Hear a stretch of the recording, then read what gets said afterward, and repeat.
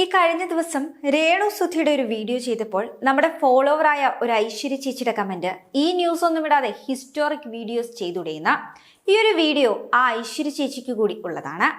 Indian സിനിമകളിൽ ഏറ്റവും കൂടുതൽ ഇടം പിടിച്ച ചരിത്ര നിർമ്മിതിയായ താജ്മഹലിനെ പറ്റിയാണ് പറയുന്നത്. താജ്മഹലിന്റെ ഭാവാത്മകത, ദൃശ്യ സൗന്ദര്യം, മനസ്സിൽ തങ്ങുന്ന ഭാവങ്ങൾ എന്നിവയൊക്കെ തന്നെയാണ് ഈ ഒരു വിജയത്തിന്റെ രഹസ്യം. 1941 Taj Mahal A monument of love എന്ന സിനിമയിലാണ് താജ്മഹലിനെ ആദ്യമായി സിനിമയിൽ കാണിക്കുന്നത്.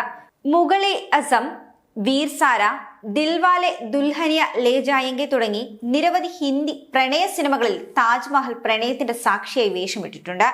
ബോളിവുഡിൽ മാത്രമല്ല, മലയാളം, തമിഴ്, തെലുങ്ക്, കന്നഡ സിനിമകളിലും താജ്മഹൽ നിരവധി തവണ ലൊക്കേഷനായി ഉപയോഗിച്ചിട്ടുണ്ട്. താജ്മഹലിന്റെ ആകർഷണം ലോകമൊട്ടാകെ തിരിച്ചറിഞ്ഞുകൊണ്ട് തന്നെ ഹോളിവുഡ് സിനിമകളിലും താജ്മഹൽ പ്രത്യക്ഷപ്പെട്ടിട്ടുണ്ട്.